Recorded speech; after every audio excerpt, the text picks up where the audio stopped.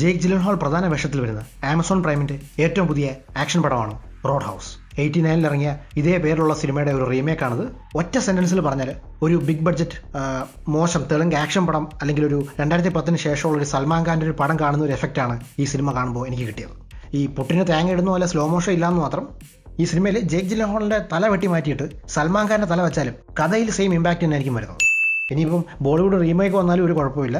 So ഇത്രയും പറഞ്ഞ സ്ഥിതിക്ക് നിങ്ങൾക്ക് ബാക്കി അറിയാൻ ഇൻട്രസ്റ്റ് ഉണ്ടെങ്കിൽ ഞാൻ കഥ പറയാം.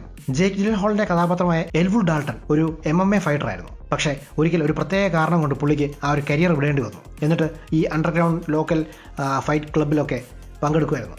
ഒരിക്കൽ ഒരു സ്ത്രീ അയാളെ കാണാൻ വരുന്നു. എന്നിട്ട് പറയുന്നു ഗ്ലാസ്കി എന്ന സ്ഥലത്ത് തന്റെ റോഡ് ഹൗസ് എന്ന ക്ലബ്ബ് ചില ഗുണ്ടകൾ ആക്രമിക്കുന്നുണ്ട്, പലപ്പോഴും വന്ന് ശല്യം ചെയ്യുന്നു. ഈ ഗുണ്ടകളുടെ ബോസ് ഒരു വലിയൊരു കോർപ്പറേറ്റ് മുതലാളിയാണ്. അതുകൊണ്ട് തന്നെ അവരുടെ ആ ക്ലബ്ബ് തട്ടിയെടുക്കാൻ അവർ നോക്കുന്നു. സോ അവർ ഡാൾട്ടന്റെ സഹായം അഭ്യർത്ഥിക്കുന്നു. ആദ്യം പുള്ളിക്കാരും പറ്റില്ല എന്നൊക്കെ പറയുന്നുണ്ട്. പക്ഷേ ഗ്ലാസ്കിയിൽ എത്തുന്നു. ആ ക്ലബ്ബിൽ വരുന്ന ഗുണ്ടകളെയും ആ കോർപ്പറേറ്റ് വില്ലനെയൊക്കെ നേരിടാൻ തയ്യാറാകുന്നു. അതിനോടൊപ്പം പുള്ളിയുടെ പാസ്റ്റ് അല്ലെങ്കിൽ അതിന്റെ ട്രോമാറ്റിക് ആയിട്ടുള്ള എക്സ്പീരിയൻസ് അതിലേക്കും സിനിമ ഫോക്കസ് ചെയ്യുന്നുണ്ട്.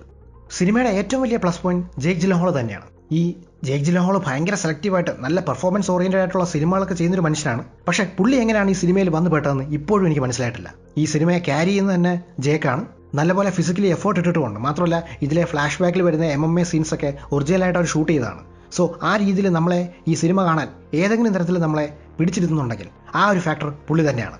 എനിക്ക് തോന്നുന്നു പടത്തിൽ കോണർ മക്ഗ്രേഗർ ഉണ്ട്. സോ അയാളുമായിട്ടൊരു അടി കാണും എന്നൊക്കെ കേട്ടപ്പോൾ പുള്ളി അഭിനയിക്കാൻ വേണ്ടി ചാടി ഇറങ്ങിയതായിരിക്കും. ജേക്ക് ജിലൻഹോളും കോണർ മക്ഗ്രേഗറും തമ്മിലുള്ള ഒരേ ലൊക്കേഷനിൽ വെച്ച് തന്നെയുള്ള 2 ഫൈറ്റ് സീക്വൻസുകളുണ്ട്. അതായത് റോഡ് ഹൗസ് എന്നുള്ള ക്ലബ്ബിൽ വെച്ചിട്ട് രാത്രി നടക്കുന്ന ഒരു ഫൈറ്റ് സീക്വൻസും പിന്നെ ക്ലൈമാക്സിൽ രാവിലെ നടക്കുന്ന ഒരു ഫൈറ്റും. ഇത് രണ്ടും ഭയങ്കര എഫക്റ്റീവ് ആയിരുന്നു. ക്ലൈമാക്സിലെ ഫൈറ്റൊക്കെ നല്ല ബ്രൂട്ടലായിരുന്നു. പക്ഷേ എനിക്ക് കണ്ടപ്പോൾ ഓർമ്മ വന്ന സൽമാൻ ഖാന്റെ ഈ പടങ്ങളിൽ ഈ ഷർട്ട് ഊരിയാടി കലാപരിപാടി ഉണ്ടല്ലോ, അത് ഇവിടെ ഉണ്ട്. Same item. ഷർട്ട് തന്നെ കയറി പോകത്തില്ലെന്നേ ഉള്ളൂ. മാത്രമല്ല ഇവർ തമ്മിൽ ക്ലൈമാക്സിലെ ആ ഷർട്ട് ഊരി അടിക്കുന്ന സീനൊക്കെ കണ്ട വേറൊരു സിനിമ നമുക്ക് പെട്ടെന്ന് ഓർമ്മ വരും.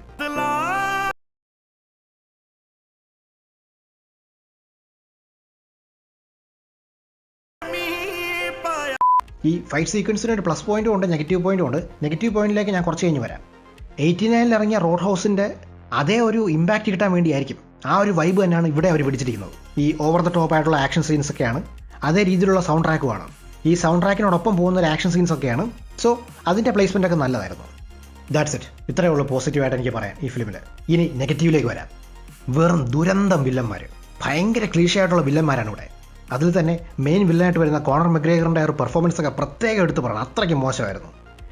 പുള്ളി അല്പം സൈക്കോ ആയിട്ടുള്ള ഒരു ബ്രൂട്ടലായിട്ടുള്ള ഒരു വില്ലൻ വേഷത്തിലാണ് വരുന്നത്. പക്ഷേ ഈ ക്രിഞ്ചും കോമഡിയും ചേർന്ന ഒരു അവസ്ഥയുണ്ടല്ലോ, അതുപോലായിരുന്നു. ഈ പുള്ളി ഓരോ സീനിലേക്കും അല്ലെങ്കിൽ ഓരോ ഫ്രെയിമിലേക്കും ഒക്കെ കയറി വരുന്നത് കണ്ടു കഴിഞ്ഞാൽ പെട്ടെന്ന് പറക്കം തളിക സിനിമയിൽ ഈ കല്യാണ വീട്ടിലോട്ട് ബസ് ഇങ്ങനെ ഇടിച്ചേറി വരത്തില്ലേ, ആ ഒരു ഇമ്പാക്റ്റ് ആണ്. ഒരു കാടളകി വരുന്നുണ്ടല്ലോ. ഈ സിനിമയിലെ ഹീറോയിനായിട്ട് വരുന്നത് ഡാനിയല്ല മെൽക്യോർ ആണ്. ഷീസ് വെരി പ്രിറ്റി, ടാലന്റഡ് ആണ്. പക്ഷേ ഈ സിനിമയിൽ ഒന്നും തന്നെ പുള്ളിക്കാരിക്ക് ചെയ്യാനില്ല. അതുപോലെ തന്നെ പുള്ളിക്കാരിയും ജയിക്കുമായിട്ടുള്ള സീൻസൊക്കെ സീറോ കെമിസ്ട്രിയാണ് ഫീൽ ചെയ്തത്. പടത്തിന്റെ മെയിൻ ഫോക്കസ് ആയ ആക്ഷൻ സീൻസിൽ പോലും പോരായ്മകളുണ്ടായിരുന്നു. എസ്പെഷ്യലി സിനിമയിലെ ഹൈലൈറ്റ് ആയിട്ട് അവർ മാർക്കറ്റ് ചെയ്ത MMA സീൻസ്, അതിന്റെ എഡിറ്റിംഗ് ഒക്കെ ആ ഒരു സീക്വൻസിന്റെ ആ ഒരു കംപ്ലീറ്റ് എഫക്റ്റും കളഞ്ഞു. ഈ ഹാൻഡ് ടു ഹാൻഡ് സീൻസ് ഒക്കെ ഒരു പ്രത്യേക രീതിയിലാണ് എടുത്തിരിക്കുന്നത്. അത് പക്ഷേ ആദ്യത്തെ കുറച്ച് മിനിറ്റ്സ് നമുക്ക് നല്ല എഫക്റ്റീവായിട്ട് ഫീൽ ചെയ്യും. പക്ഷേ പിന്നെ അങ്ങോട്ട് ഭയങ്കര എക്സോസ്റ്റിംഗ് ആയിരുന്നു. നമ്മൾ ഈ ഫൈറ്റിനിടയിലുണ്ട് എന്നുള്ളൊരു ഫീലിംഗ് നമുക്ക് കിട്ടും. ഈ വലിയ എക്സ്പ്ലോഷൻ സീൻസിൽ പോലും ചിലയിടത്തൊക്കെ യൂസ് ചെയ്തിരിക്കുന്ന VFX വളരെ മോശമായിരുന്നു. ഈ നമ്മൾ ഈ കാർട്ടൂണിലൊക്കെ കാണുന്ന പോലെ ആൾക്കാർ ഒരുപാട് ദൂരം തെറിച്ചൊക്കെ പോകത്തില്ലേ, അതുപോലെയൊക്കെയാണ് ഇവിടെ സീൻസിനകത്ത് സംഭവിക്കുന്നത്. രാത്രിയുള്ള മിക്ക സീൻസിലും ലൈറ്റിംഗ് മോശമായിട്ടാണ് ഫീൽ ചെയ്തത്. എന്താ ഈ സംഭവിക്കുന്നത് എന്നുള്ളൊരു കൺഫ്യൂഷൻ നമുക്ക് കാണുമ്പോൾ ഭയങ്കരമായിട്ട് ഫീൽ ചെയ്യും. ഇനി ഇതൊന്നുമല്ല, സിനിമയുടെ ഏറ്റവും വലിയ നെഗറ്റീവായിട്ട് എനിക്ക് ഫീൽ ചെയ്തത് ഇത് ഡയറക്റ്റ് ചെയ്തിരിക്കുന്നത് ഡഗ് ലൈമൻ ആണെന്നാണ്. ഈ ബോൺ ഐഡന്റിറ്റിയും എഡ്ജ് ഓഫ് ടുമാറോയും മിസ്റ്റർ ആൻഡ് മിസസ് സ്മിത്തും ഒക്കെ എടുത്ത ആ ഡയറക്ടറിന്റെ സിനിമയാണെന്ന് പറയത്തേയില്ല. ഒരു പുതുമുഖ ഡയറക്ടർ എടുത്ത ഒരു സിനിമയുടെ ഒരു ലുക്കും ഫീലും ഒക്കെയാണ് മൊത്തത്തിൽ ഫീൽ ചെയ്യുന്നത്. ഓക്കെ ലുക്ക്, ഞാൻ പറഞ്ഞ് നശിപ്പിക്കുകയല്ല ഈ സിനിമ ഇഷ്ടപ്പെട്ടവരും കാണും.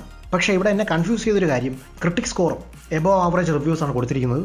എനിക്ക് തോന്നുന്നു വെസ്റ്റേൺ ഓഡിയൻസിന് ഈ സിനിമ മേ ബി കുറച്ചും കൂടെ ഒരു ഇഷ്ടപ്പെടാനൊരു ചാൻസ് ഉണ്ട്. കാരണം വല്ലപ്പോഴും ഒക്കെയാണ് അവിടെ ഇതുപോലൊരു ഓവർ ദ ടോപ്പ് ആയിട്ടുള്ള മാസ് ആക്ഷൻ ഹീറോ സിനിമകൾ വരുന്നതും അത് ആൾക്കാർ വീട്ടിൽ സ്ട്രീമിംഗ് ചെയ്ത് കണ്ട് എൻജോയ് ചെയ്യുന്നതും. പക്ഷേ നമുക്ക് അങ്ങനെയല്ല. നമുക്ക് ആഴ്ചയിൽ 3 സിനിമ വെച്ച് ഇവിടെ അങ്ങനത്തെ ഫിലിമുകൾ ഇവിടെ റിലീസ് ചെയ്യാറുണ്ട്. സോ അതേ ടെംപ്ലേറ്റിൽ വന്നൊരു ഇംഗ്ലീഷ് ഫിലിം ആയപ്പോൾ, എസ്പെഷ്യലി ജേക്ക് ജിലൻഹോളിനെ പോലെ വളരെ ടാലന്റഡ് ആയിട്ടുള്ള ഒരു ആക്ടർ ഒരു ആവറേജ് സിനിമയിൽ അഭിനയിച്ചതുകൊണ്ടാവാം അങ്ങനെ ഒരു ഫീലിംഗ് എനിക്ക് തോന്നിയത്. അതുകൊണ്ടാവാം എനിക്ക് പ്രോബ്ലി ഈ സിനിമ ഇഷ്ടപ്പെടാതെ പോയത്. ആക്ഷൻ സീൻസ് കാണാൻ വേണ്ടി മാത്രം വേണമെങ്കിൽ ഒന്ന് ജസ്റ്റ് ഒന്ന് കണ്ടുപോകാം. അല്ലെങ്കിൽ അത് പിന്നീട് യൂട്യൂബിൽ വന്നാലും കാണാവുന്ന കാര്യമുള്ളൂ. കംപ്ലീറ്റ്ലി സ്കിപ്പ് ചെയ്യാവുന്ന ഒരു സിനിമയാണ് റോഡ് ഹൗസ്. സോ ഇതാണ് എൻ്റെ റിവ്യൂ ഓഫ് റോഡ് ഹൗസ്. ഈ റിവ്യൂ ഇഷ്ടപ്പെട്ടെങ്കിൽ എൻ്റെ ചാനലിലെ മറ്റ് വീഡിയോസ് കണ്ടു നോക്കുക. കണ്ടന്റ് ക്വാളിറ്റി ഉണ്ടെന്ന് നിങ്ങൾക്ക് ഫീൽ ചെയ്യുകയാണെങ്കിൽ ദയവായി like and subscribe to weekend reviews. അടുത്ത തവണ പുതിയൊരു വീഡിയോ ആയിട്ട് വരാം. Thanks for watching.